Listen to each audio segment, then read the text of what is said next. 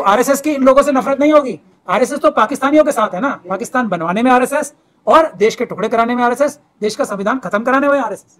ये तो अमित शाह साहब का इस्तीफा इसलिए तो मांग रहे हैं, इसीलिए तो मांग रहे हैं फेलियर होम मिनिस्टर।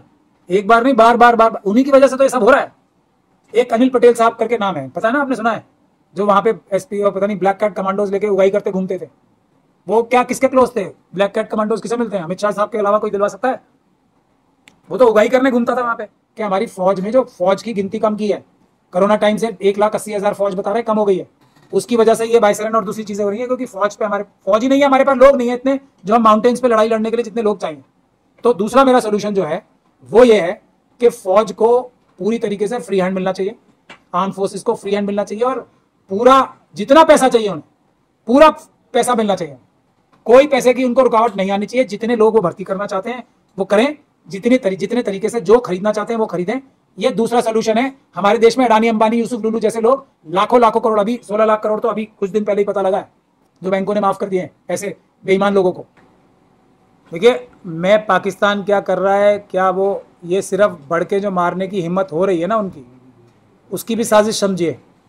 उनको पता है ना कि मोदी जी और अमित शाह साहब और राजनाथ साहब फौज को फ्री हैंड नहीं देंगे, वरना ये बोलने की हिम्मत नहीं हो सकती उनकी। उनका कॉन्फिडेंस सिर्फ एक बात से आ रहा है, ये जो हमारी जो पॉलिटिकल लीडरशिप है इस वक्त कमज़ोर है, वरना औकात और हिम्मत नहीं होगी। पहली बात, क्योंकि भारत से तो पता ही है ना सबको, भारत क्या चीज़ है सबको पता है, चाइना तक को पता है। भारत की फौज तो चाइना से अपनी जगह लेने के लिए बेकरार है। मोदी जी, अमित शाह साहब रोक रहे हैं। मेरा ये इल्जाम है, सुब्रमण्यम स्वामी साहब भी यही कहते हैं। आप कमजोरी की बात कर रहे हैं, लेकिन प्रधानमंत्री तो कहते हैं कि देश मजबूत हाथों में है। देखिए, देश मजबूत हाथों में है, लेकिन वो हाथों में बेड़ियां अमित शाह साहब और मोदी जी और राजनाथ साहब ने बांध रखी है ना, उन मजबूत हाथों में उनको खोल नहीं रहे, फ्री हैंड नहीं दे रहे। तो मैं दूसरा आपको जो तरीका बता रहा हूं, मेरे 3 पॉइंट्स हैं। दूसरा पॉइंट ये है कि देश में जो हमारी आर्म फोर्सेस हैं, और जीडी बख्शी साहब ने और ये बहुत अच्छी बात कही है, अब वो हमारी लाइन पे आ गए हैं, अब बड़ी खुशी है मुझे। नाम अभी नहीं ले रहे हैं, लेकिन नाम भी लेंगे कुछ दिन बाद, कि हमारी फ़ौज में जो फ़ौज की गिनती कम की है, कोरोना टाइम से 1,80,000 फौज बता रहे कम हो गई है, उसकी वजह से ये बाइसरन और दूसरी चीज़ें हो रही हैं, क्योंकि फ़ौज पे हमारे फ़ौज ही नहीं है, हमारे पास लोग नहीं है इतने जो हम माउंटेन्स पे लड़ाई लड़ने के लिए जितने लोग चाहिए। तो दूसरा मेरा सोल्यूशन जो है वो ये है कि फ़ौज को पूरी तरीके से फ्री हैंड मिलना चाहिए, आर्म फोर्सेस को फ्री हैंड मिलना चाहिए और पूरा जितना पैसा चाहिए उन्हें पूरा पैसा मिलना चाहिए उन्हें। कोई पैसे की उनको रुकावट नहीं आनी चाहिए। जितने लोग वो भर्ती करना चाहते हैं वो करें, जितने तरीके से जो खरीदना चाहते हैं वो खरीदें। ये दूसरा सोल्यूशन है। हमारे देश में अडानी, अंबानी, यूसुफ लुलू जैसे लोग लाखों करोड़, अभी 16 लाख करोड़ तो अभी कुछ दिन पहले ही पता लगा है, जो बैंकों ने माफ़ कर दिए हैं ऐसे बेईमान लोगों को, पूरी एक तरह से माफ़ी हो गए वो। तो 16 लाख करोड़ ये फौज को नहीं दे सकते थे हम, इन चोरों को देने से अच्छा तो एक फ्री हैंड फौज को देके, हमारी जो इंटेलिजेंस एजेंसीज हैं उन्हें फ्री हैंड देके, उनको जितना पैसा चाहिए, रिसोर्सेज चाहिए वो देके ये उनके हवाले करना चाहिए। मोदी जी और उनको कम से कम जब तक ये प्रधानमंत्री और होम मिनिस्टर हैं, कोई क्रूशल डिसीजन लेने से रोकना चाहिए, और जो भी क्रूशल डिसीजन हो उसमें लीडर ऑफ द ऑपोजिशन है उनको कॉन्फिडेंस में लेके किया जाए। जो लोकसभा में लीडर ऑफ ऑपोजिशन है और राज्यसभा में लीडर ऑफ ऑपोजिशन है, क्योंकि अब हम प्रधानमंत्री की समझ पे विश्वास नहीं कर सकते, क्योंकि कितनी बार फेल हो चुके हैं, एक के बाद एक कितनी बार फेल हो चुके हैं। तो ये कम से कम होना चाहिए। होम मिनिस्टर साहब को तो जाना ही चाहिए। जो तीसरी बात ये है कि हमें सख्ती से, जो हमारे क्रिमिनल्स हैं ना, जो टेलीविज़न चैनल्स पे बैठे होते हैं, जो मौका दे रहे हैं, वो पाकिस्तान के लोगों को बुला के टेलीविज़न चैनल्स पे भारत को गाली देने का मौका खुद ये अर्नब गोस्वामी टाइप लोग दे रहे हैं अपनी टीआरपी बढ़ाने के लिए। या ये तो है ही जो आरएसएस और बीजेपी के लोग ही मानता हूँ मैंने, और इनके तार तो चाइना और पाकिस्तान से जुड़े हुए हैं। तो हमें हमारे देश को गाली देने के लिए हमारे ही चैनल्स पे बुला के बदतमीज़ी कराते हैं। तो इनके खिलाफ सख्त से सख्त कार्रवाई होनी चाहिए, और ये पूरी तरीके से बैन होनी चाहिए। ये अमित शाह साहब नहीं कर सकते कि किसी पाकिस्तानी को ऐसे मौका नहीं दिया जाएगा बकवास करने का हमारे ही चैनल्स पे, जिसमें भारत सरकार इतना एड्स दे रही है और हमारे देश के लोग टीआरपी बढ़ा रहे हैं इनकी। तो पूरी तरीके से बायकॉट होने चाहिए टेलीविज़न चैनल जो पाकिस्तान के लोगों को आके बुला के मौका दे रहे हैं। लेकिन सर ऐसा है कि पहलगाम हमले के बाद जो है पूरा देश रोया, और उसमें जो है कश्मीरी मुसलमानों ने वहाँ के जो भी जख्मी जो लोग थे अपनी जान पे खेल के उन लोगों को बचाया। लेकिन देश में यही चीज़ देखने को मिला, जो अपनी जान का परवाह किए बिना लोगों की जान बचा रहे हैं, वहीं पर देश में उन लोगों को मारा जा रहा, पीटा जा रहा, भगाया जा रहा। ये तो कश्मीरी क्या कोई भी भारतीय होगा वो यही करेगा ना। ये भारत के लोगों का कैरेक्टर है। आरएसएस और बीजेपी के लोगों को आप अलग कर दो बस, तो ये हर एक भारतीय का कैरेक्टर है। तो कश्मीरियों ने अपने भारतीय कैरेक्टर का परिचय दिया है कि जो अपना मेहमान है उससे पहले उन्होंने कहा कि हम तुम्हारे लिए गोली खाएंगे, अपने घरों में खाना भी खिलाया, सेफ भी रखा ऊपर के कोई आएगा तो हम निकलेंगे। जो वो जो ये सैयद हुसैन ने, इसने तो सबको बचा ही लिया था ना। अगर ये थोड़ा सा अनलकी ना होता तो इसने तो बंदूक ही छीन ली थी उनसे, फिर ये अपने आप ही बचा लेता सबको। तो ये तो कैरेक्टर है सभी भारतीयों का, और ये सबसे बड़ा तमाचा है पाकिस्तान के मुंह पे और चाइना के मुंह पे। पाकिस्तान पे तमाचा बाद में मारिएगा, पहले ये बताइए भारत में जो लोग ऐसी हरकत कर रहे हैं कश्मीरी मुसलमानों के खिलाफ जो बाइकआउट कर रहे हैं, उन पर लगाम लगाएगा कौन? उन पे लगाम हम अम्बेडकरवादी लगाएंगे ना, इनके खिलाफ क्रिमिनल केसेस करके। ये सब तो पाकिस्तान के एजेंट्स ही तो हैं, आरएसएस के लोगों को आप क्या समझते हो? और पाकिस्तान क्या कर रहा है, उसके आतंकवादी क्या कर रहे हैं, हिंदू मुसलमान। ये आरएसएस के लोग क्या कर रहे हैं, हिंदू मुसलमान। मतलब बिल्कुल सेम तो आइडियोलॉजी। मतलब कोई जिसकी आंखें भी नहीं होंगी, जिसके कान भी नहीं होंगे, वो भी देख लेगा। ये हम लोगों की आंखें कान ही खत्म हो गए क्या? एक ही बात कर रहे हैं।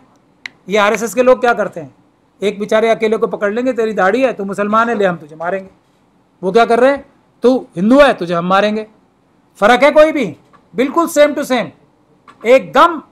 मतलब कोई कैरेक्टर में इतना सा भी तो फर्क नहीं है, क्योंकि ट्रेनिंग तो सबकी एक जैसी है ना। लेकिन फर्क है इसमें सर, वो दुश्मन मुल्क है, ये अपना मुल्क है। आप इनको दो, फिर एक ही देश में आप समझते ही नहीं, आरएसएस देश की दोस्त है।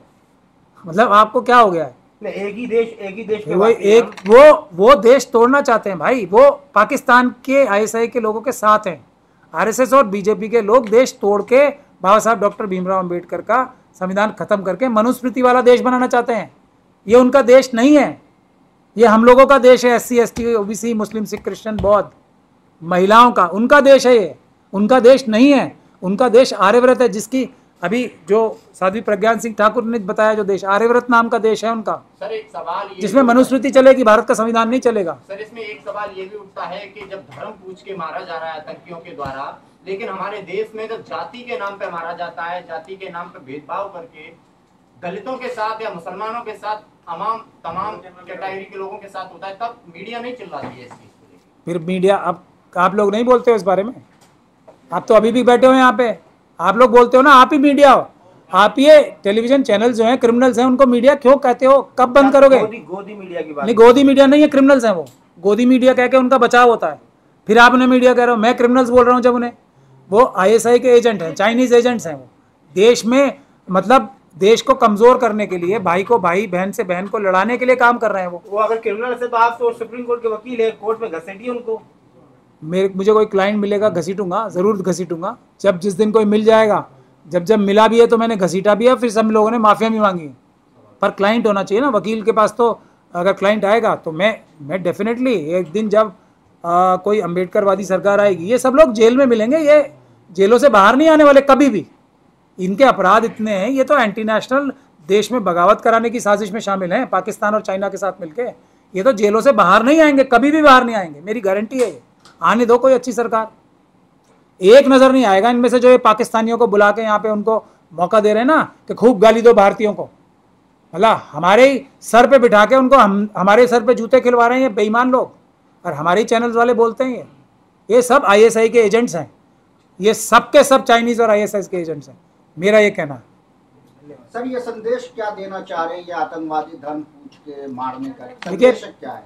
आतंकवादियों का एक ही संदेश होता है कि वो कमज़ोर लोगों को घात लगा के मारते हैं। धर्म के नाम पे, जाति के नाम पे मारेंगे, रीजन के नाम पे मारेंगे, कलर ऑफ स्किन के नाम पे मारेंगे। मारा है ना लोगों को, काले गोरे के नाम पे भी पीट मारते थे ना लोगों को।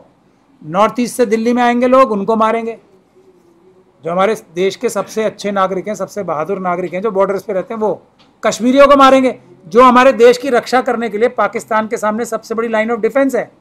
नफरत क्या है इनको आरएसएस वालों को उनसे, कि ये वहां जाके रक्षा कैसे कर रहे हैं, चाइना और पाकिस्तान के सामने क्यों सीना तान के खड़े हैं। क्यों पाकिस्तान और चाइना की फौजें हमारे ऊपर हमला नहीं कर पा रही हैं? ये कश्मीरियों की वजह से, नॉर्थ ईस्ट के लोगों की वजह से, जो गुजरात के बॉर्डर पे रहते हैं लोग उनकी वजह से, पंजाब के बॉर्डर पे जो लोग रहते हैं उनकी वजह से। फर्स्ट लाइन ऑफ डिफेंस तो हमारा वही है। तो आरएसएस की इन लोगों से नफरत नहीं होगी। आरएसएस तो पाकिस्तानियों के साथ है ना, पाकिस्तान बनवाने में आरएसएस और देश के टुकड़े कराने में आरएसएस, देश का संविधान खत्म कराने में आरएसएस। लेकिन सर सवाल ये पैदा होता है कि 370 हटने के बाद कहा जाता था सीमाएं सुरक्षित है।